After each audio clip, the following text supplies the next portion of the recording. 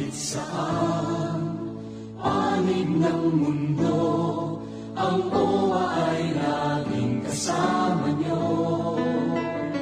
Mapaedukasyon o pangkabuhayan man, ang OWA ay kaagapay ng OFW sa tagumpay. Makipag-ugnayan sa Overseas Workers Welfare Administration, OWA Hotline 833-6992 o mag-text sa 0917-898-6992.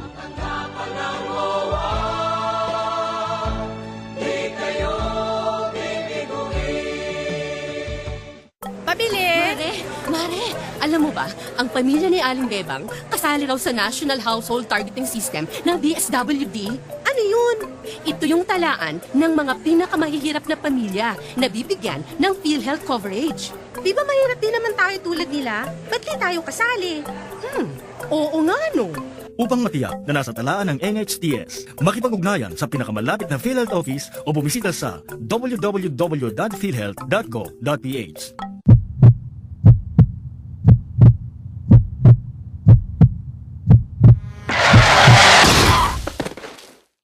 Pwedeng mangyari ang di inaasahan. Buti maasahan ka at ang SSS. Sa bawat hulog mo, mas malaki ang balik sa'yo. May sickness, maternity, disability, death, and retirement benefits ka, kaya protektado ka at iyong pamilya. Mag-member ng SSS. Punta na sa SSS branches o sa website sss.gov.ph for details. Gabay ng OFW International. Isang oras na public service program para sa mga OFW. Tuwing Sabado, alas 8 hanggang alas 9 ng gabi, dito lamang sa Radyo Agila. Gabay ng OFW International with Tita Lou Medina.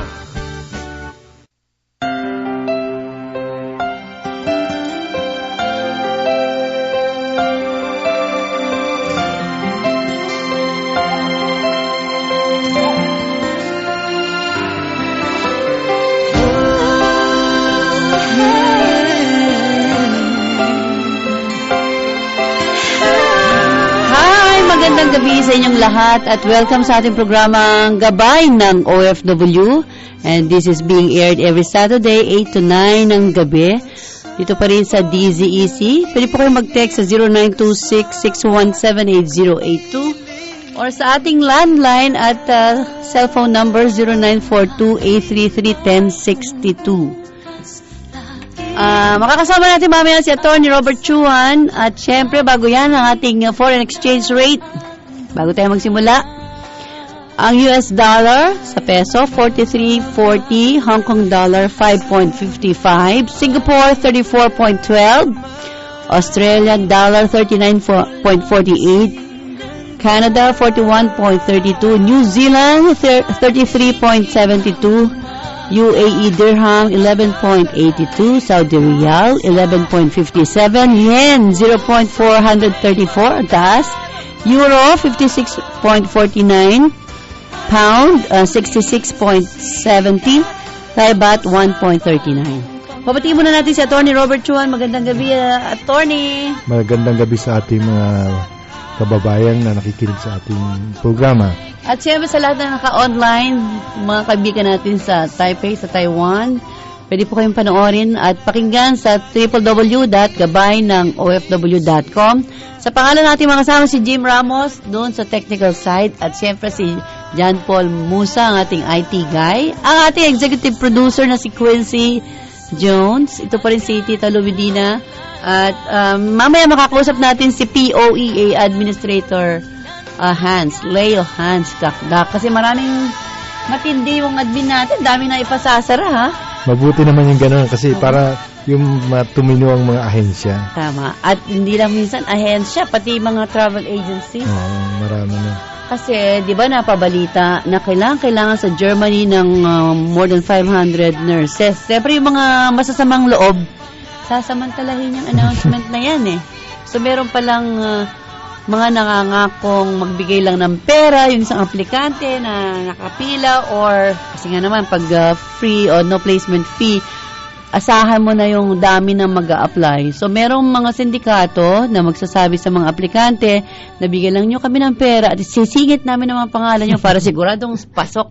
sa listahan ng mga matatanggap sa Germany. Alam ko yata online yata ang application. Online. Hindi lang online. Minsan meron talagang yung nag-effort na makabola. Ang dami-daming nurses sa Pilipinas. Oh. Pero diba? magandang offer sa Germany. Oo, maganda daw ang offer sa Germany. Parang dati, merong balita rin na kailangan ng mga caregivers sa Japan. Ganon din. Meron din mga sindikato na naghihikayat sa mga kababayan natin para mapabilis yung proseso o masama doon sa listahan. Pasok para may mga kilala sa POEA. So ngayon may announcement si Admin Kakdak. Over the phone, makakausap po namin siya. At ano-ano yung mga naipasara nilang agency, travel agency, recruitment agency. Meron kaya itong listahan yan. meron. Pero gusto ko siya mag-announce. Tapos, meron pang mga 2 recruitment agency na nag-a-advertise sa Hong Kong naman. Nag-a-advertise sila sa Hong Kong, papuntang Canada naman. From Hong Kong, papuntang. Kasi usually ganun yung mga nasa kababayan natin nagtatrabahong domestic helpers o household workers sa Hong Kong, mas gugusto, di ba? Parang mabilis yata kung mag-a-apply din sa Hong Kong, papuntang Canada. Di ba? Gusto nila sa Canada kasi nga maisasama yung mga pamilya after 2 years, di ba? Dami ko na kaklaseng nandyan. Hi, Eboy.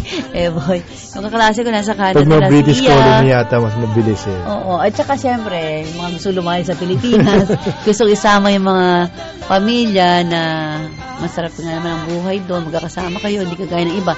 Di ba, nag-appeal yung mga domestic helpers sa Hong Kong na maging resident sila doon, hindi pumasa. Ayaw ng mga Hong Kong nationals na yung mga kababayan nating 17, 20 years na nagtatrabaho doon na maging resident doon. So, ang kanilang pag-asa na lang ay from Hong Kong tatawid ng Canada. So, yun nga, may mga recruitment agencies na nagpapa-advertise mismo doon sa Hong Kong, parang legit, para makahikayat naman papuntang Canada. Ang alam ko yung mga nag-migrate sa Hong Kong, karamihan doon pumunta ng Canada. Oo. So, siguro mga kasi sa Hong Kong, di mo maisasama. Kasi sa Hong Kong, di mo maisasama yung pamilya mo eh. Sa Canada, after 2 years, pwede na, di ba?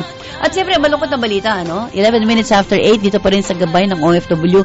Nasa Pilipinas na po yung labi, yung katawan ng Pilipinang nabitay sa China sa kasong drug trafficking. Pero ayon nga sa pamilya ng napatawa ng lethal injection. Akala ko lethal injection.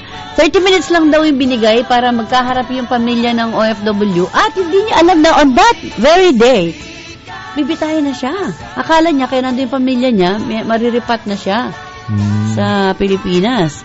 At hindi rin daw alam ng Pinay na wala nang kapag-asa yung kanyang kaso. Diba? Siyempre, 35 lang siya.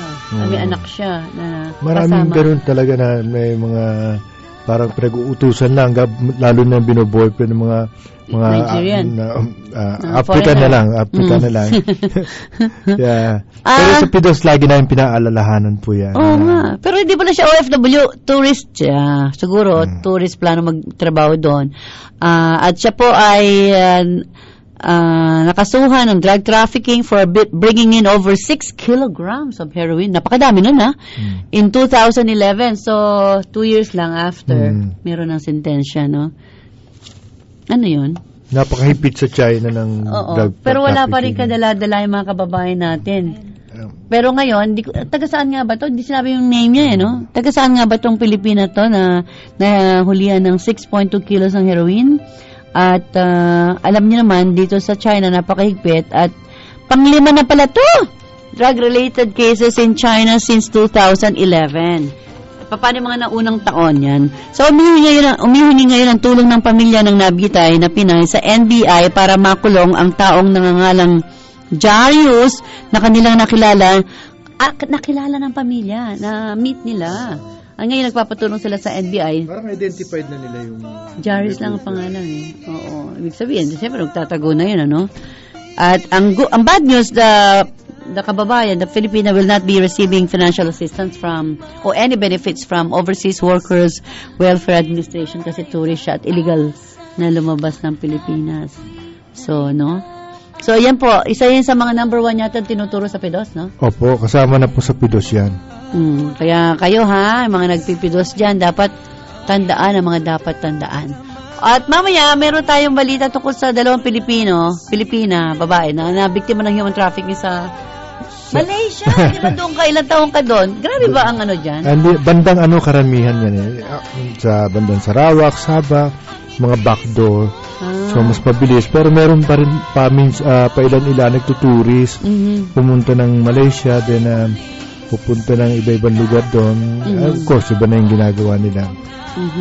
Papunta sila ng Kuala Lumpur, Malaysia. Grabe pala ang human trafficking sa isa drug trafficking, ito human trafficking papunta Malaysia. Nung nandun po kayo, talagang pinaproblema niya yung human trafficking doon? Maraming kaming na human trafficking. In fact, meron pa ako na-rescue sa, I think, Johor Bahru. So, na-rescue namin, I think, 3 yata. Bakit ang Johor Bahru? Malapit na sa Singapore. Nagpunta ako doon kasi nag-taxi lang kami from Singapore to Johor Bahru. Sabi ko, mas maganda pa ang Pilipinas kaysa dito. Kasi makita mo talaga yung pako-pako na daan, lumang taxi, parang Pilipinas na. Ewan ko na ano itsura ngayon ng Johor Bahru. Ang prostitution daw, grabe din daw sa Johor Bahru. Oo. Yan ang mga medyo marami-rami. Then sa bandang Sabah, marami backdoor din yan. Backdoor, tsaka bandang Sarawak.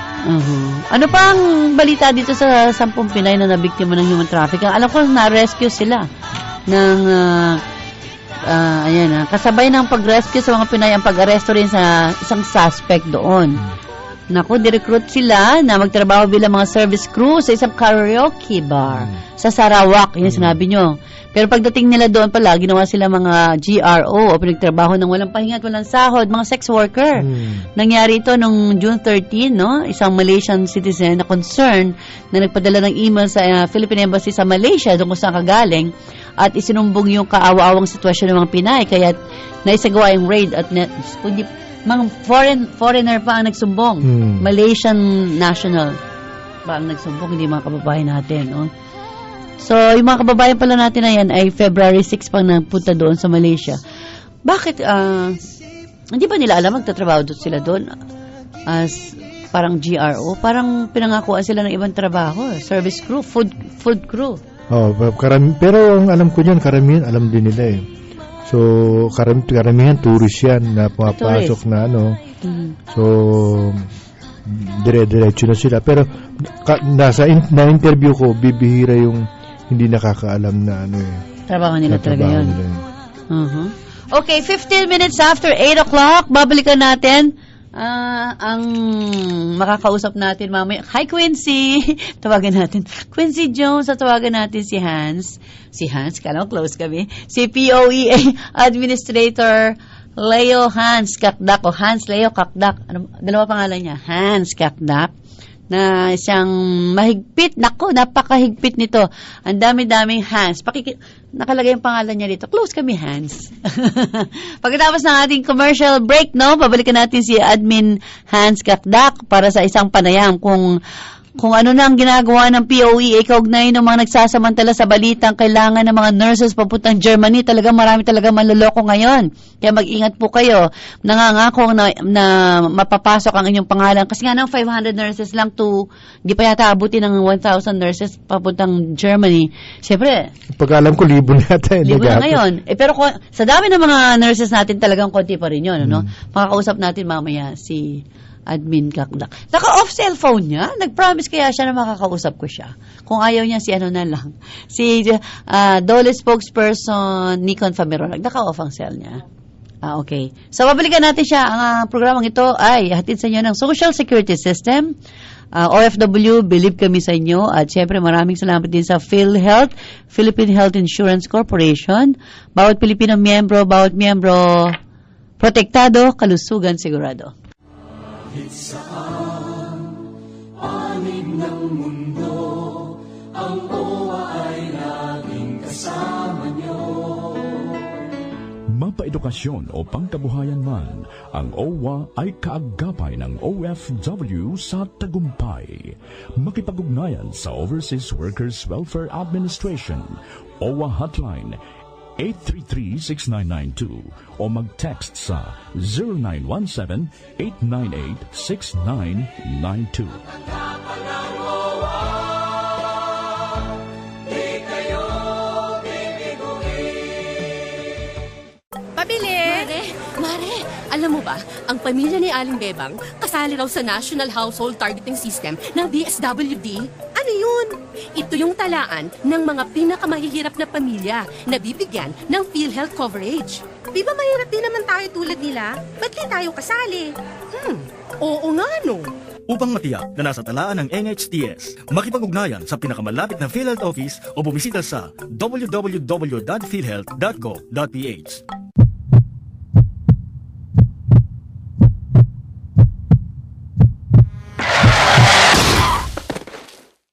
Pwedeng mangyari ang di inaasahan. Buti maasahan ka at ang SSS. Sa bawat hulog mo, mas malaki ang balik sa'yo. May sickness, maternity, disability, death, and retirement benefits ka, kaya protektado ka at iyong pamilya. Mag-member ng SSS. Punta na sa SSS branches o sa website sss.gov.ph for details.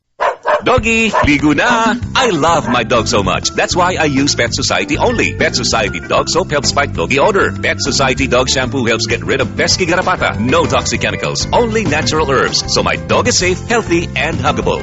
Pet Society time na! Ligo ka na! Pet Society, shower your dog with love. Shower your dog with herbs. Ikaw ba isang OFW na may katanungan tungkol sa mga benepisyong dapat makuha sa OWA, PhilHealth, SSS, Pag-ibig Fund at NRCO? Tumawag lamang o mag-text sa 0926-617-8082 o makinig tuwing Sabado alas 8 hanggang alas 9 ng gabi dito lamang sa Radyo Agila. Gabay ng OFW International with Tita Lou Medina.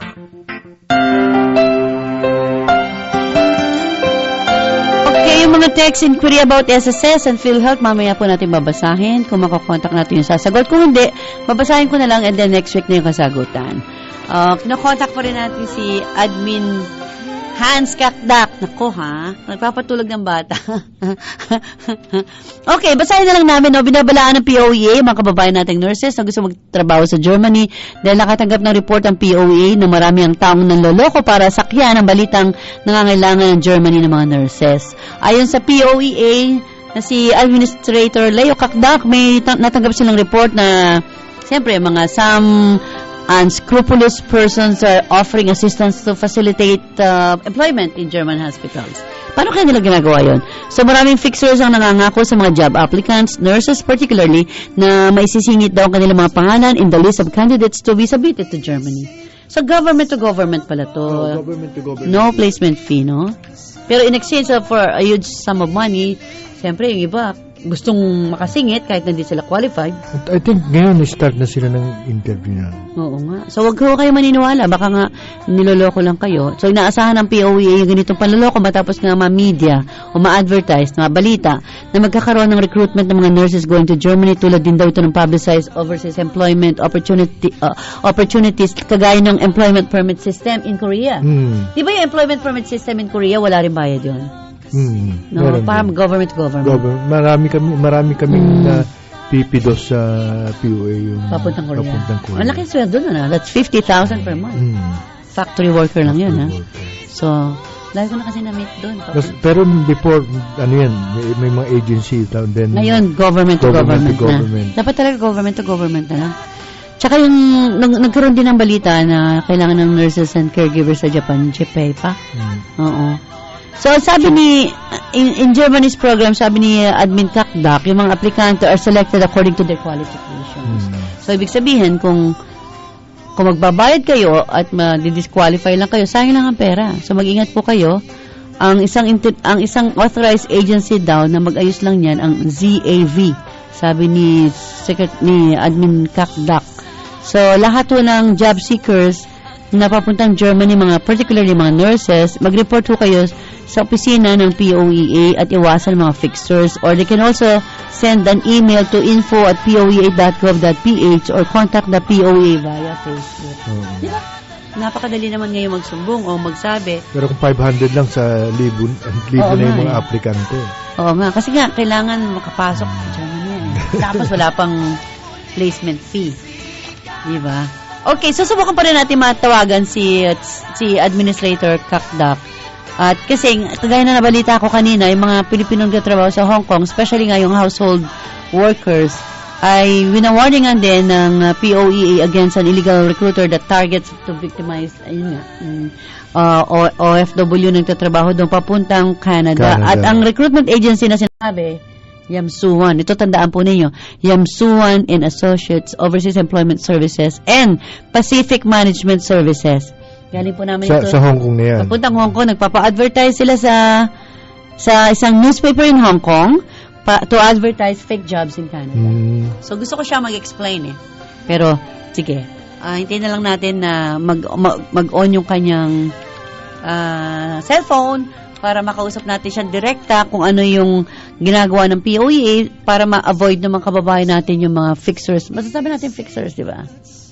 Napakadali naman sa POEA mag-apply. Hindi naman ganun kahaba. No. Yung ang alam ko, online yata ang ano nila Oo. Okay, mamaya rin, meron din tayo i-announce mamaya kung gaano daling mag-apply ngayon sa Japan. Visa, multiple entry. Parang gusto ko, kaya lang. Parang nakulang na rin sila sa mga turista. Yes, dahil nga nagkaroon ng tsunami, lindol. Kaya kailangan talaga nila ng mas maraming turista para to boost its tourism industry. Kailangan nila ng mas maraming pupunta doon. At yung government of Japan, there eases the visa application, di ba? Hindi kagaya dati na napakahigpit. Ngayon, they allow multiple entry visas for Filipino citizens kahit na saglit lang sila magbakasyon doon. So, punta na ako doon once. That was 20 years ago. Pero mahal naman. Napakamahal. Alam mo, noodles lang kinain namin talaga. Napakamahal. Napakalito namin tinirahan. Napakalit talaga. Nakitira lang. Siyempre, kapag magbabakasyon ka doon, bakasyon lang, hindi naman practical attorney na mag-hotel ka ng bonggang-bonggang kamahal-mahal. Kasi mamamasyal ka, the whole day nasa labas ka Hindi ka naman honeymooners. Talaga nasa labas ka, maghapon, lakad, tapos paggabi. Diba, like in Hong Kong, meron mga guests, parang dormitory house lang. So, mahal pa rin. Ang pinakamahal talaga doon yung pagkain. Kaya magdala kayo ng noodles. Anyway. Magbabaon na lang, mamaya po i-announce namin kung ano mga tatawagang linya para sa inyong application sa pag-apply ng visa papuntang Japan.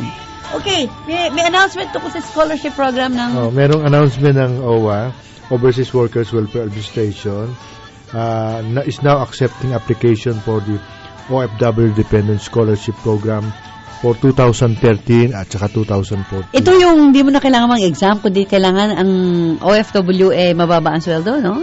400 and below. Below can avail of the program. Basta matalino rin. Hindi na kailangan mag-exam.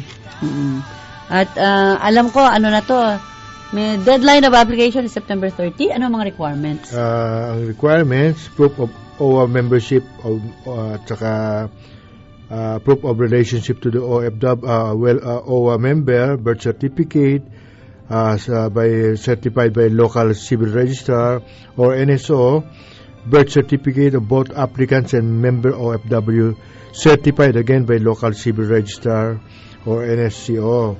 School record, Form 137, transcript of record, certificate of good moral character issued by the principal and guidance counselor, medical certificate, clearance issued by the hospital clinic accredited by DOH, 2 copies of 2x2 photo.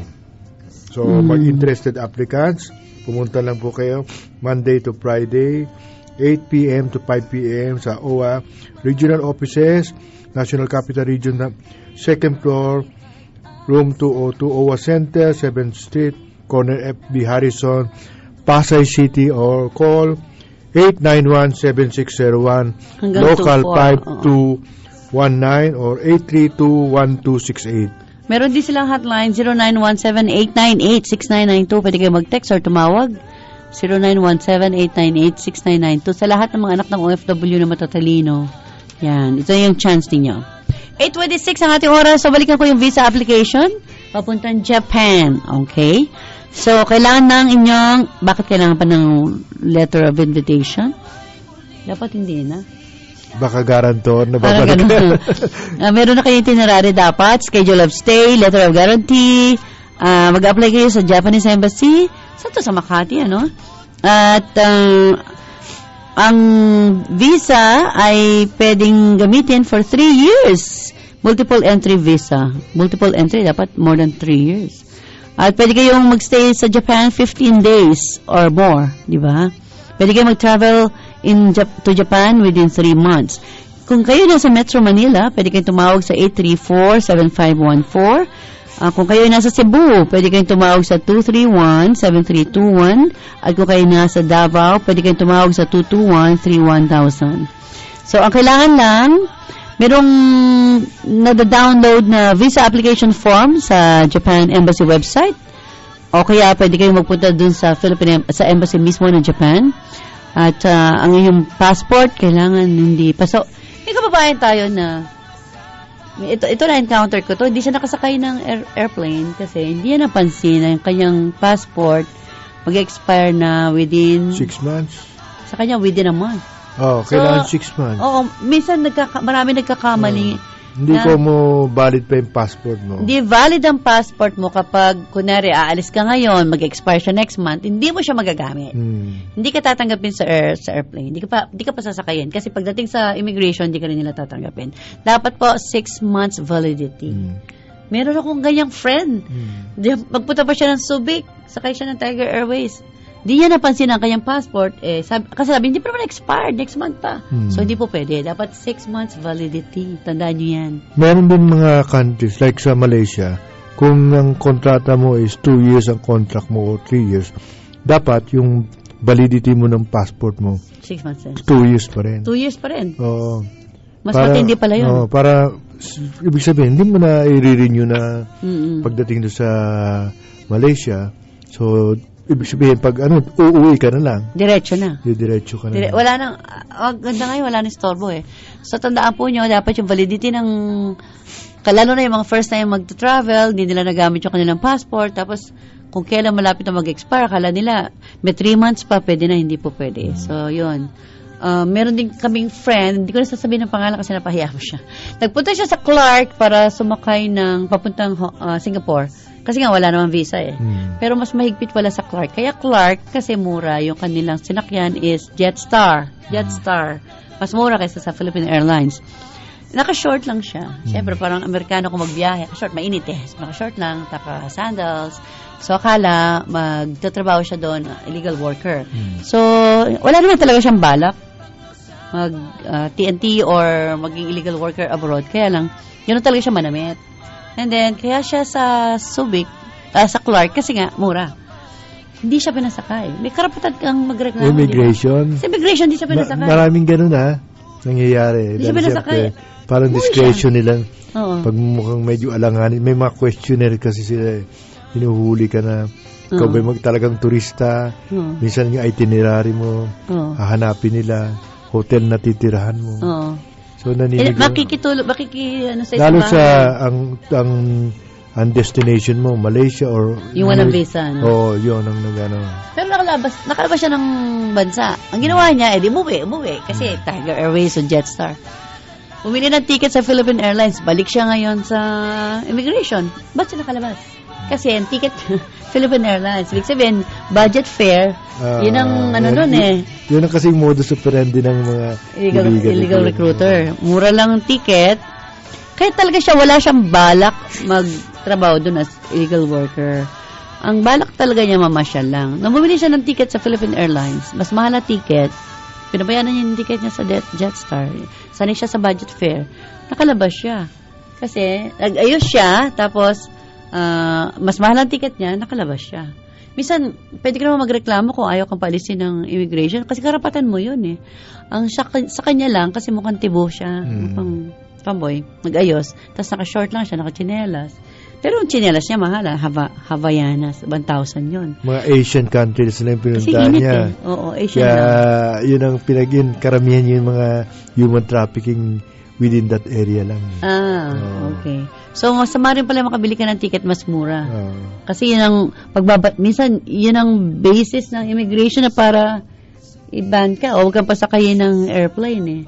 So, mula tuwing magbibiyahe siya, mas mahal na ticket na binibili niya. At merong return ticket. Yung pagbili niya ng ticket sa Jetstar, tsaka sa Tiger Airways, meron ding return ticket eh. Makababayan naman natin na kung makabiyahe, tourist, pero grabe ang bagahe, napakaraming dala-dala. Isa pa yan. Sa pagdahila kaya kayo hindi pasakay ng paghinalaan ng immigration officer. Kasi 3 days ka lang sa Katerba damit mo. Tapos hindi nila alam kung anong hotel ang tutuluyan nila. Kasi lalo na yung makikitira lang. Yun, di ba? Okay, so mag-ingat po kayo sa biyahe kasi nakakaya rin naman na mabump off ka. Hindi ka makasakay. Tsaka minsan titingnan nila yung kunyari worker sila minsan, titingnan din nila kung minsan binibigyan lang sila ng ticket, minsan 10 kilos lang yung allowed. So, dapat tinitimbang din nila yung kanilang bagahe. Dahil napakamahal po yung extra charge dun sa excess baggage. Tsaka mas magandang travel light. Online, pwede ka na mamili ng seats ngayon. Medyo mahal lang ng 100 pesos. Pwede ka na mamili kung sinong gusto mong, kunwari, may mga kasama ka, gusto nyo, magkakatabi kayo. Online, pwede mo nang sabihin na magkakatabi kayo, by the aisle, or malapit sa window, pwede na yun. Or kung bibili ka ng excess baggage, padagdag ka, doon ka na nang bibili. Kaysa magbabayad ka sa airport. Lahat naman ngayon nagagawa ng parang online, pwede mo nang gawin yun. Tapos, kung wala ka halos bit-bit, mas mamura ang babayad mo. Basahin nyo lang kasi yung mga binibigay ng mga travel agency na nakasulat. Kasi naman, napakarami nakasulat. Babasahin mo lang, nandun lang lahat. Okay, 8:34. Overtime yung oras ko. 8:34. Babalik po ang programang Gabay ng OFW. Try uli natin si Hans. Panig ng mundo, ang OWA ay laging kasama niyo. Mapaedukasyon o pangkabuhayan man, ang OWA ay kaagapay ng OFW sa tagumpay. Makipag-ugnayan sa Overseas Workers Welfare Administration, OWA Hotline 833-6992 o mag-text sa 0917-898-6992.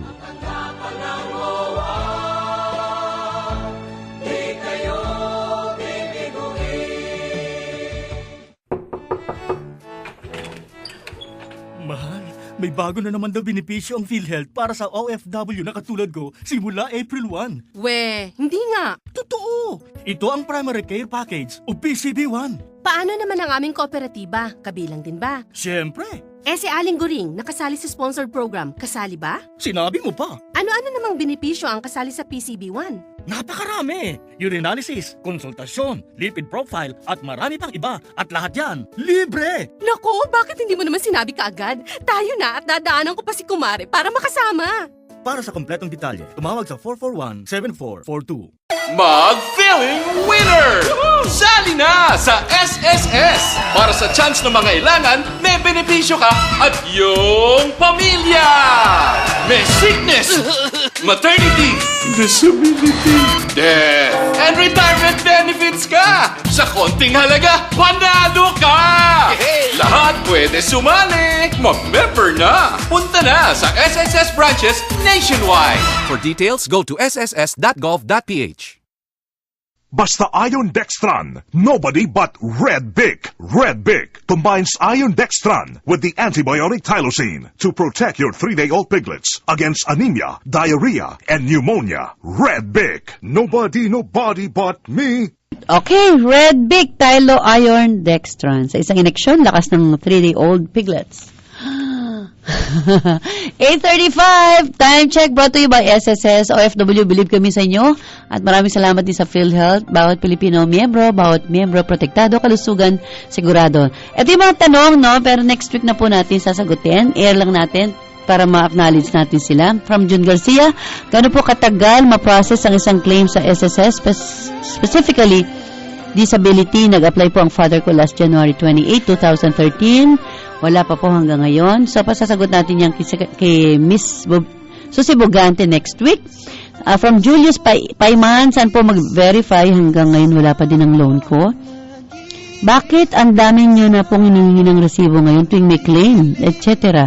Di pa ba enough proof yung details sa online? Para saan po yung database ninyo kung ganon? Okay. Lahat po ng katanungan ninyo ay sasagutin next week. Okay, nasa line na? Okay, ito pa, isa pa. From Lil. Just want to ask, how can I get an SSS number? Allowed po ba ito through online or kailangan pa nating magpunta sa opisina dahil wala po kaming day off dito? Okay. Si Nikon nga. Ay, nasa meeting. Si Hans. Sabi mo kay Hans, ano tayo? Hans, lagot ka sa akin. Papatulog ng bata.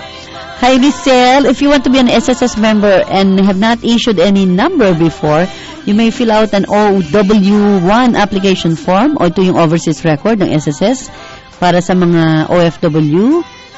You may choose a contribution amount. However, we suggest the highest one is 1,560 ayon sa SSS. That's 1,560 pesos po yan per month.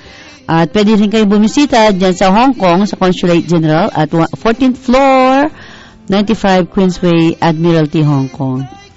Sa lahat ng mga OFW, pwede rin po ninyong ipalakad ang inyong SSS membership sa inyong mga asawa, anak.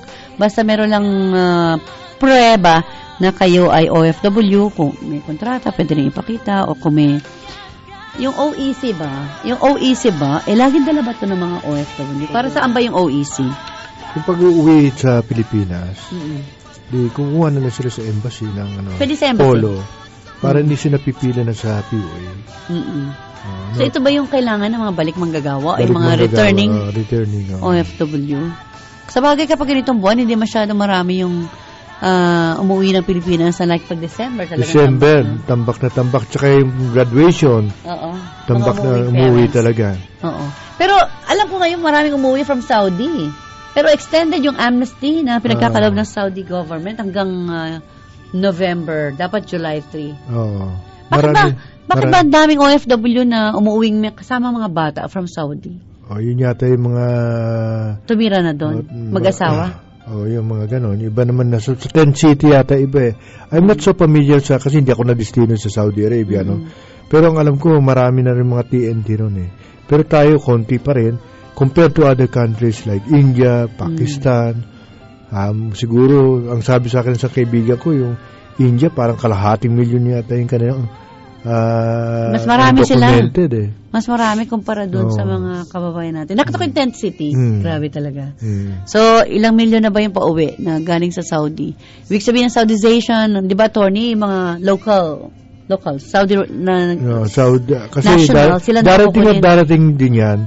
Siyempre, ang population ng Saudi Arabia, dumadami rin yan.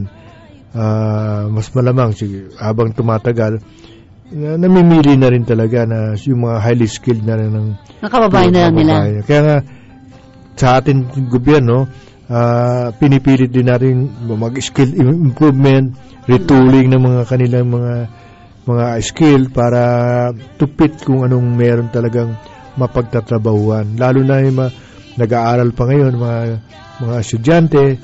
So, pupunta tayo doon sa skilled and profession rather than yung mga liberal arts. Depende sa trending ng ng job opportunities here and abroad. Kasi marami tayong kababayan na yung natapos nila, hindi yun nagiging trabaho nila. Para mismatch, no? So, makakatulong ang Department of Labor and Employment sa mga kababayan natin gusto magtrabaho sa abroad. Mag-inquire lang sila. Merong nabasa ko kanina sa DOLE. Napakarami pa ng information doon na makikita sa website. Machi-check nyo doon kung alin yung mga recruitment agencies na nagpapadala sa abroad ng mga skilled worker nang walang placement fee. Yung sabagay, pag walang placement fee, medyo mabagal dahil marami kayong aplikante. Kung gusto nyo mabilis, magbayad ka ng placement fee. Pero tingnan mo ngayon ang trend.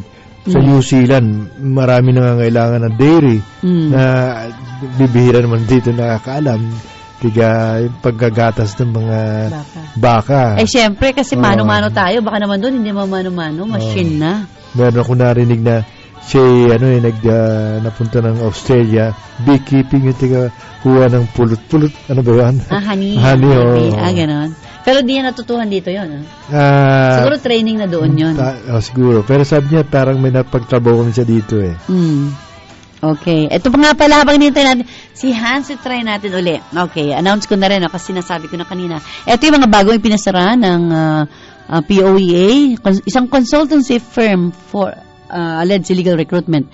Ito ang pangalan. Ang pangalan ng pinasara ay Sheen Carm Visa Assistance and Consultancy Services dahil nakumpirma nila na mayroong mga illegal recruitment activities o nangangako magpadala sa abroad ng mga workers pero wala naman trabaho. So ito yung mga consultancy firm. Bakit may mga consultancy visa assistance? Ito ba yun? May mga visa assistance. Kasi may mga kababayan tayo. So nung araw yan eh. Yung visa assistance. Oh, Pwede visa naman nakari mag-isa yan assistance, eh, di ba?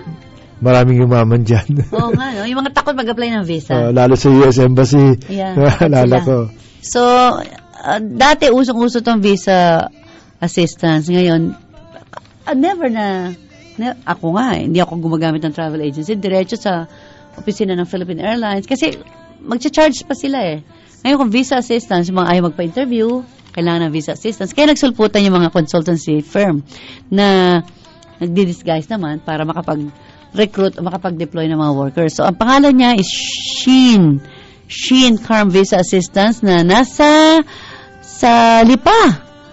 Okay? At yung kanilang illegal activities were verified ng mga operatiba ng POEA Anti-Illegal Recruitment Branch. So, napaka-active ng AIR o Anti-Illegal Recruitment Branch ng POEA. At isa pa na ito palang Sheen Carm ay ginagamit para mag-recruit ng workers papuntang Dubai and Israel. At ang mga jobs na pinapangako nila, waiters and cleaners, para naman sa Israel, ng caregivers. Yan. Kasi nga sa Israel maraming caregivers. So, itong miyembro, ito ba kilala nyo to ha? Si Lourdes Castro at si Eddie Resio ng mga taga-POEA, nagpanggap sila mga aplikante na miyembro ng POEA 18. Nagpunta sila sa office ng Sheen Carm sa Barangay 10, Lipa City. Yan. Kasi minsan, nangyayari illegal recruitment sa mga probinsya. At yung mga caregiver na jobs na pinangako papunta Israel, inihingan sila ng malaking pera, 300,000 pesos, at ang sweldo daw is $1,000 US. At yung papunta naman sa Dubai, hinihingan sila ng 40,000 lang ang monthly salary, hinihingan sila ng mas malaking placement fee. Okay. So, yan sina Lourdes Castro, at yung Vice President ng mga recruitment agency na nakabase naman sa Metro Manila ay hinuli ng POEA. So, gusto lang namin ulitin yung mga pangalan. Baka kayo naging biktima niyan. Sheen Carm Visa Assistance and Consultancy Services. Yan. Sa Batangas. Ate V. Yan. Lipa City. Kasi di ba yung mga LGUs meron na rin OFW Help Desk? O mga peso. Tsaka help desk. So, yung mga kababayan nating nasa probinsya, pwede na rin silang humingi ng tulong sa mga LGUs. Kung saan nandun. Makikita nyo naman mga streamer na nakalagay sa yung mga agencies sa mga dito sa Manila, parang local special recruitment agreement sa mga peso sa abroad. Sa probinsya. So, doon na sila nag-i-interview sa peso. Sa mga LGUs. LGU. Ay, okay. 8:45 ang ating oras. Dito pa rin sa Gabay ng OFW. Dami na natin napag-usapan. Babalik ang programang Gabay ng OFW. Anyway, itatry natin uli yung dalawang yan. Si Nikon Fameronag. Sana mapanood nyo to. Nanangako kayo. Tapos bigla kayo na-off. Bigla kayong napapatulog ng bata. Okay. At si Hans Leo Kakdak ng POEA. Makalipas ang ilang paalala. Saan panig ng mundo ang OWA ay laging kasama niyo. Mapaedukasyon o pangkabuhayan man, ang OWA ay kaagapay ng OFW sa tagumpay. Makipag-ugnayan sa Overseas Workers Welfare Administration, OWA Hotline 833-6992 o mag-text sa 0917-898-6992.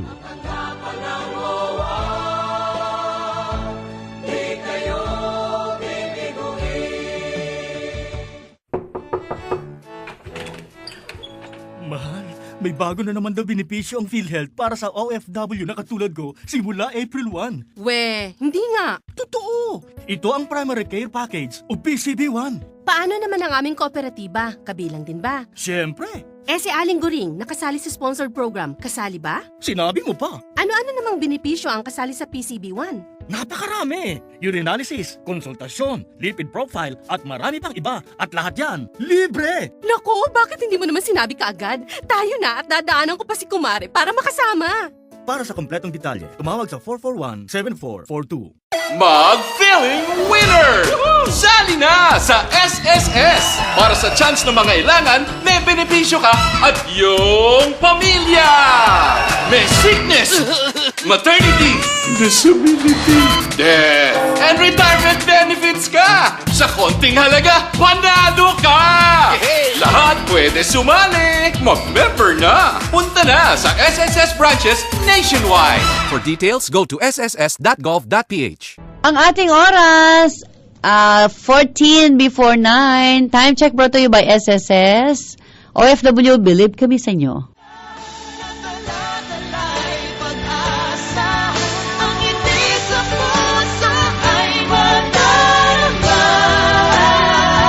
Okay, balik tayo sa programang Gabay ng OFW. Since kasama natin sa Tony Chuan, ito yung tanong ni Noel. OFW daw siya, ang name niya ay Noel Sui. Nagpatago ako ng pera sa girlfriend ko sa Pilipinas. Ngayon, nalaman ko na meron na siyang ibang karelasyon. Pero ayaw na siyang kausapin pag ina-ask ko yung pera ko. Paano ko mababawi ang 90,000 pesos? So, lessons learned. Huwag kayo magbigay ng pera. Importante yan, Lalo hindi mo asawa. Savings kayo lagi. Oo, ma'am. Open naman yung mga savings natin.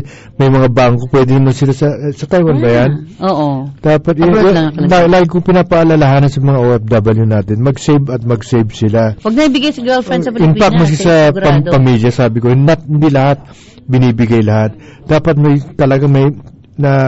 kung may joint savings account kayo, doon yung papasok sa joint savings account. Para hindi ma-withdraw without your... Kasi pag hawak-hawak yung pera, may mga taong galit sa pera. Kaya, lalo na kapag may mga bagong gadget. Oo, galit sa pera. Kaya siguro, sulatan na muna niya, demand letter, baka sakaling, ang palagay ko, baka naubos na rin yan. Mabuti sa letter muna. Ayaw daw siyang gusto raw magtago kapag ito naman OFW from dumabas ako papuntang Singapore as tourist. Paano ko maayos ang aking membership sa OWA? Pwede ba ako magpunta sa embassy? Oo, pwede kasi tawag namin dyan is voluntary membership. Pupunta lang siya, may fill up na form, then yung kontrata papirmahan sa amo. Then, siyempre, dinidiscourage natin na mag-abroad sila as tourist tapos magtatrabaho doon. Pero, sa realidad, meron naman tayong mga kababayan talaga nakakalabas ng Pilipinas as tourist pagdating doon nakakahanap ng amo. So, kung nandun na sila sa ganong sitwasyon, doon na nilang ayusin sa Philippine Embassy. Karamihan yan sa Singapore. Na ganun, pag pupunta, naghanap ng trabaho. Lalabas as tourist kasi madaling pumunta doon, walang visa. May makuha ng trabaho. Then, yun pwede nilang ayusin voluntary membership sila. Voluntary membership. So, magkano ibabayad? Mura lang yan. Hindi naman, ang amo naman magbabayad yan eh. So, dadali ng kontrata sa embassy? Meron tayong standard employment contract na pipirmahan ng amo. Kasi, sa standard employment contract, may mga requirements ng ng POA na dapat nandun sa standard employment contract. Yung katulad ng human remains na pwede pag na may nangyari sa isang OFW, dapat pauwi ng amo yung kanyang human remains, kanyang mga gamit. So, sa mga kontrata sa ibang kontrata, yung mga foreign contract, wala yun talaga na human remains, sila magpapauwi. Okay. Meron na lamang tayong 9 minutes before 9. Di ko talaga makontakt si Hans. Pakitawagan lang si Saji. Okay. Ito meron daw siya question regarding my SSS ID from Gab Hornacion. Nag-apply lang ako last April to 2013 and up until now, I still don't have my ID delivered. Should I do a follow-up? To whom should I follow it up? Can I do a follow-up on email? Where should I send it? Yan. Yung mga tanong niya, lahat naman yan pwedeng i-email sa SSS. Meron po silang Facebook. I-type nyo lang Philippine Social Security System. At pwede rin kayo mag-inquire online. Pwede rin kayo mag-inquire doon. At pwede rin kayo mag-post ng inyong comment. Actually, lahat ng iba nga nagagalit. Nilalagay nila doon. Wag lang kayong magmumura sa Facebook, ng SSS. Pwede kayong magtanong, hi, Kuya Ed Gala. Kumusta? From Nino Trazo, ask ko lang po regarding sa loan ko, kung dumating na po sa post office namin, nag-loan po ako online last June 18, 2013. Pwede na rin pala mag-loan online. From Darilyn Apable, ask ko lang po kung pwede mag-file ng disability pagkatapos ng after the member got his lump sum for his retirement benefit and currently his monthly pension. Yan, pasasagot natin lahat yan. Kay Miss Susie Bugante next week. Makakakuha ba ng disability kahit na nakakuha ka na ng lump sum? Yan. From Emily Siapko, ask ko lang po kung may ilang araw, ilang working days bago dumating yung salary loan check. Na-approve po kasi noong July 1, 2013. Taga-Tabang, Plaridel, Bulacan po kami. Yan. From Teresita Hasmin, tanong ko lang kung magkano yung nahulog ko. Thank you. Yan. Okay. Meron pa yata pagbati rito. O nga pala, oy, naku, dapat kanina pa yan. Oo, may pagbati rito kay Beth Bartolo. From Taiwan. Okay, Malu, sana po maayos po at malinaw last Sunday di po. Okay, musta po? Pakibati na happy birthday sina Eva Magdayag, Alulud, Ate Delia Daaral, Impiesto, at Pen Lisa Ilorpre. Maraming salamat po. Miss you. Okay. May miss you pa. Okay. Syempre, no, yung mga, huwag kayo magtampo, ang dami-dami mga pangalan na to. Kunti lang yung mababati natin. Si Pearly Baluyot, presidente ng Radyo Pinoy Fans Club, dating presidente, at si Beth Bartolo, Juliet Arienza, Lizelle Dura, Mary Gay Camilas, ito yung lagi nakikinig sa atin, at nasa Radyo Pinoy Fans Club, na papanood po tayo at napapakinggan doon ngayon. Si Mylene Segundo, Alan Baluyot, Ariel Batican, Rosalyn Alfante, Mary Andy, Janet Halares, at si Angeline Umali, Chay Tamayo. Lobat daw siya? Nalobat? O sige, may time pa. Okay. Okay, babalik muna tayo makalipas ang ilang paalala at nalobat daw pala si Admin Hans Kakda. Saan panig ng mundo ang OWA ay laging kasama niyo. Mapaedukasyon o pangkabuhayan man, ang OWA ay kaagapay ng OFW sa tagumpay. Makipag-ugnayan sa Overseas Workers Welfare Administration, OWA Hotline 833-6992 o mag-text sa 0917-898-6992.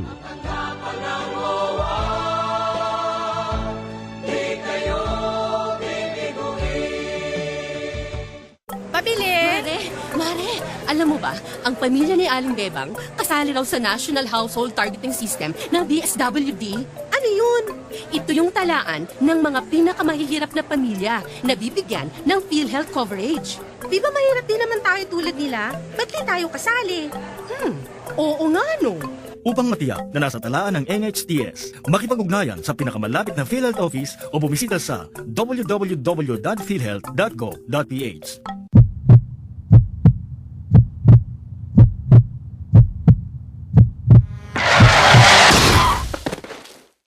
Pwedeng mangyari ang di inaasahan. Buti maasahan ka at ang SSS. Sa bawat hulog mo, mas malaki ang balik sa'yo. May sickness, maternity, disability, death, and retirement benefits ka, kaya protektado ka at iyong pamilya. Mag-member ng SSS. Punta na sa SSS branches o sa website sss.gov.ph for details. Ikaw ba isang OFW na may katanungan tungkol sa mga benepisyong dapat makuha sa OWA, PhilHealth, SSS, Pag-ibig Fund at NRCO?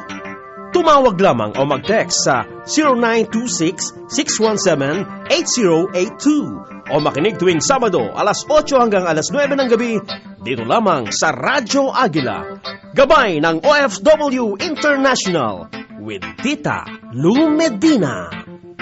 Okay, balik tayo. Nasa line na natin si POE Administrator Leo Hans Kakdak. Magandang gabi, sir. Hi, sir. Ikaw na nga. Hello, sir. Kumusta?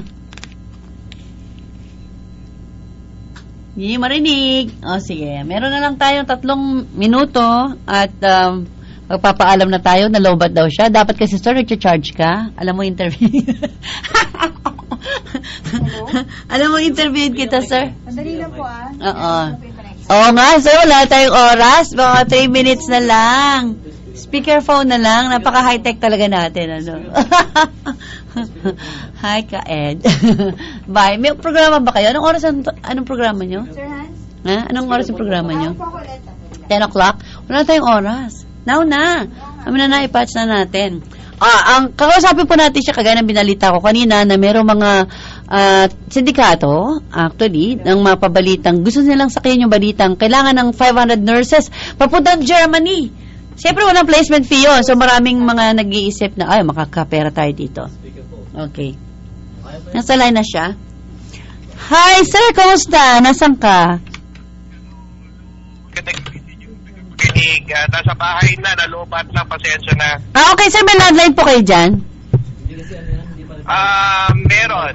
Okay, pero sir, wala tayong oras, Paki-announce lang po yung ginagawa ng ilang tao na sumasakay dito sa balitang kailangan ng POE ng 500 nurses papuntang Germany.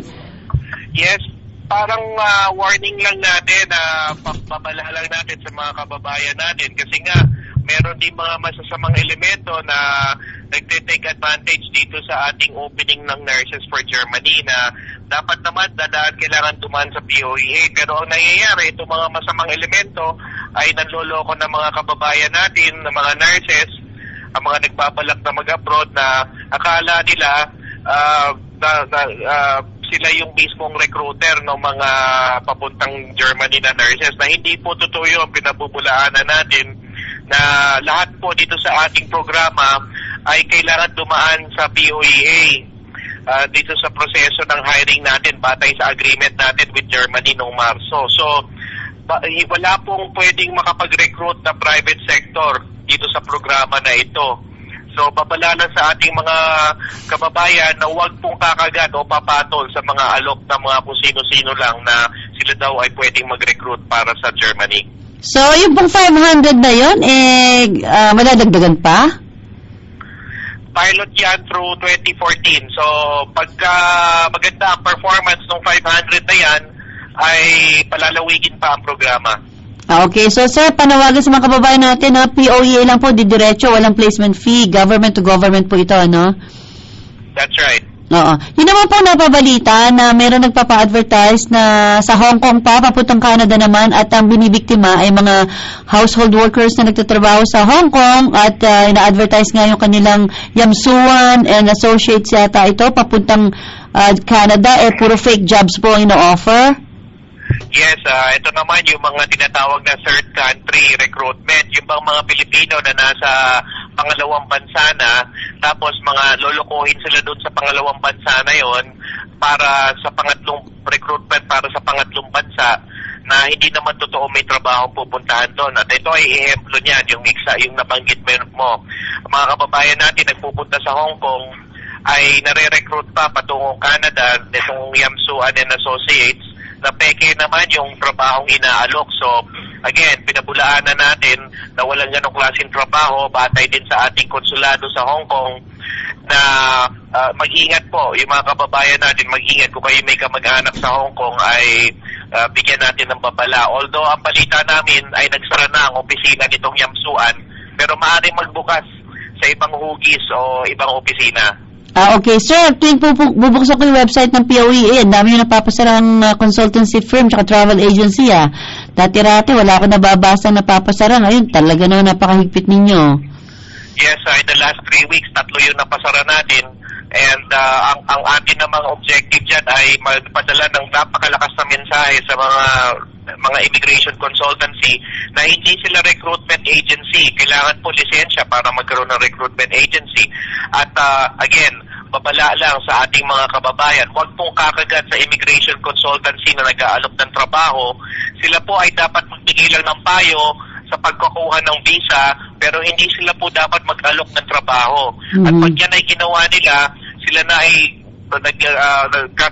nagko-conduct ng illegal recruitment dahil wala silang lisensya. Okay, sir. Medyo bitin. 9:00 pasado na. Next time pa, sir, Talagang kita ulit, tsaka mag-charge ka. Yes, lisensya, talagang galing sa trabaho kasi. Oo nga po. Maniwala ka, Sabado, may trabaho kami. So, doon ako nalobat. Oo nga po, sige, akala ko talaga, sinarado mo na yung phone mo, ayaw magpa-istorbo. Sige po, sir, next week, tawagan po namin kayo uli para ma-announce natin yung mga recruitment agency yung mga consultancy firm na nag-deploy at naipasara nyo para ma-announce natin yung mga complete name and addresses. Sige, utang ko sa inyo yan. Okay, sige po, maraming salamat, admin. Salamat doon sa inyo mga tagapakinig. Okay, yan po si Administrator Hans Kakdak na medyo bitin yung ating usapan. Kagaya nga sinabi niya, mahigpit siya, no? Oo. Maraming pinapasara. Maganda Mabuti yan. naman yung gano'n. Oo nga, kasi dati wala ka masyado. Magbawasan yung mga masasamang loob. Tsaka mayaman na kayo. Okay, wala na tayong oras. Susunod na ang programa ni Bahilario. Ay, hindi. Hindi ko kabisado. Ito pala, nakalagay dito. Ito po si Tito Lou Medina sa pangalan natin mga kasama. Siyempre, si Atty. Robert Chuan. Atty. maraming salamat. Sa mga susunod na broadcast, sana maraming salamat din po. Makinig po kayo. Okay, every Saturday yan 8 to 9. Maraming salamat. Bye, si John Paul. At siyempre, maraming salamat din sa ating mga sponsors, ang SSS, OFW, believe kami sa inyo, at ang PhilHealth.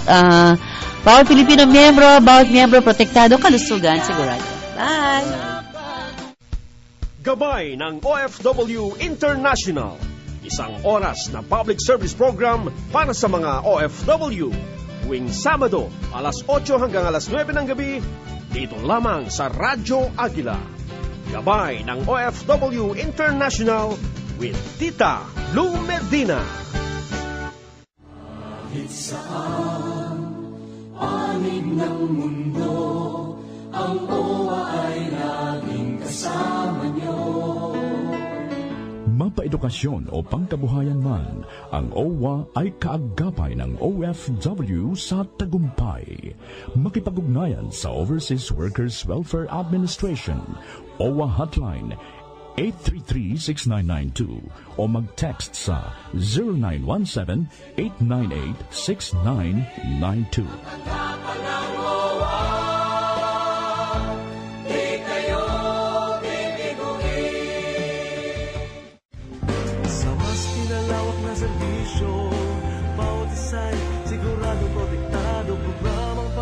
kalusugan, abot kaya na ng lahat. PhilHealth, lubos na maaasahan. PhilHealth, kaagapay ng bayan. Static kay Pinoy, sagot ka ng PhilHealth.